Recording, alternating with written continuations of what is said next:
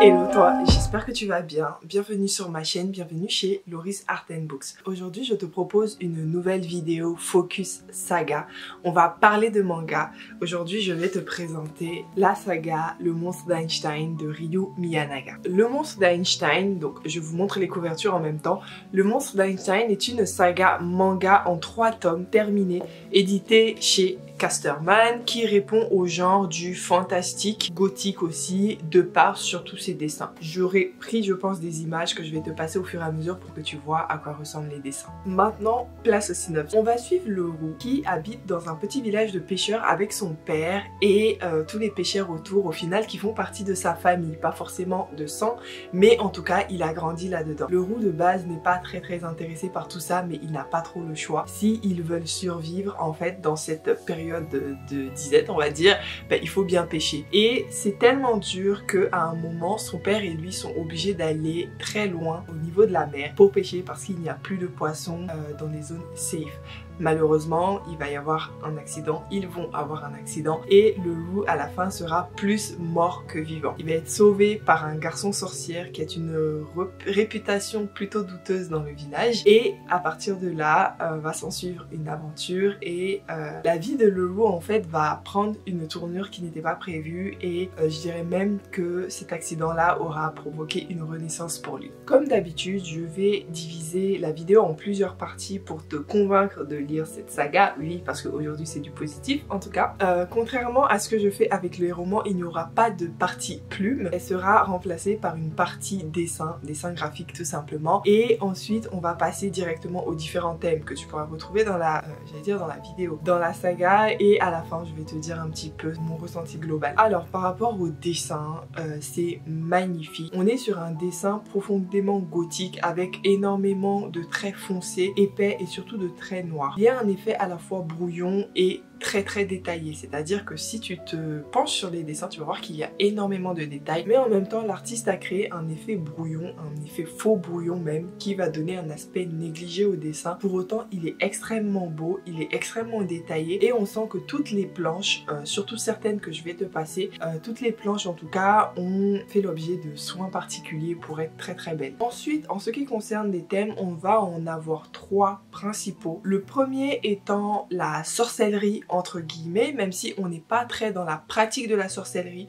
Je précise que dans ce manga, la pratique de la sorcellerie est là à travers la nature, c'est-à-dire qu'on va voir le garçon sorcier en fait surtout manipuler des plantes, surtout apprendre à utiliser tout ce qu'il y a autour de lui. On est très loin de tout ce qui est les formules magiques, en fait, ce n'est pas du tout ça.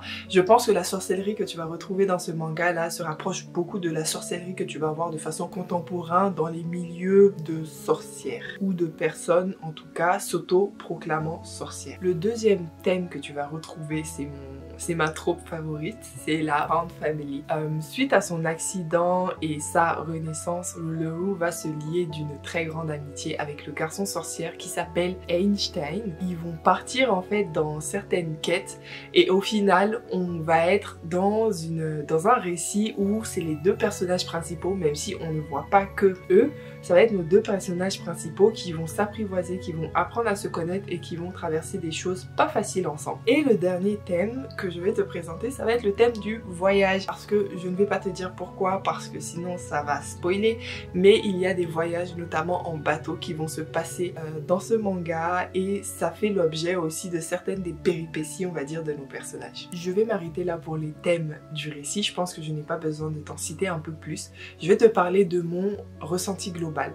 Il faut savoir que c'est un livre, enfin c'est un manga, c'est une saga de manga qui est très dans le mood et qui n'a pas de but particulier. C'est limite de la tranche de vie dans le sens où au début on a énormément d'actions par rapport à ce qui va se passer pour le loup et après on a énormément dans de la tranche de vie où on va tout simplement suivre nos 2 protagonistes.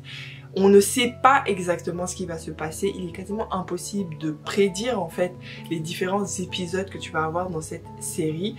En même temps, il y a forcément de l'action parce que comme je disais, ils auront quelques péripéties, mais il ne faut pas s'attendre en fait à un livre avec une chronologie nette du type alors au début ils cherchent ça, ils vont arriver là et puis entre-temps ils auront des péripéties. Ce n'est pas vraiment ça. On est dans une configuration un petit peu plus laxiste, un petit peu plus tranche de vie, mais au final qui est très intéressant, qui va très bien avec le style de dessin et que j'ai adoré suivre au final. Je tiens quand même à te donner un point selon moi qui peut être négatif dans ce manga, c'est que les dessins peuvent faire mal à la tête. Tu auras déjà vu les images de planches que je t'aurais passées, mais elles sont tellement détaillées, tellement dans du noir foncé, et du coup il y a tellement de contraste avec le blanc de la page que je vous avoue que parfois j'avais un peu mal à la tête. Après, je sais que je suis une personne qui m'attarde beaucoup sur les graphismes de tout ce qui est manga, BD, romans graphiques, etc. Donc peut-être que je me suis tout simplement, j'ai exacerbé moi-même l'effet que a ces dessins sur moi, mais c'est vrai que avoir des dessins aussi détaillés et aussi contrastés peut être un petit peu fatigant pour les yeux. Donc sur ce point, je vous conseille de lire les tomes les uns après les autres et pas forcément les binger tous en même temps. Et puis bon, ça rallonge le plaisir, donc c'est pas plus mal. Bon voilà, c'était tout pour moi aujourd'hui. J'ai essayé de faire court, j'espère que je t'aurai convaincu parce que pour moi c'est une saga qui mérite plus d'attention qu'elle n'en a. C'est vraiment très intéressant et au final je me rends compte que je me tourne de plus en plus vers des sagas de manga qui sont courtes parce que je suis quelqu'un qui n'est pas faithful et qui a du mal déjà à continuer les sagas, donc plus c'est court mieux c'est. En tout cas j'espère que tu auras aimé cette petite vidéo. Si tu n'es pas encore abonné, qu'est-ce que tu attends? Abonne-toi à ma chaîne, laisse-moi un petit pouce bleu parce que ça me donne beaucoup de force et tu peux me faire un petit coucou dans les commentaires si ça te dit. Allez, je te dis à une prochaine pour une nouvelle vidéo. Bye!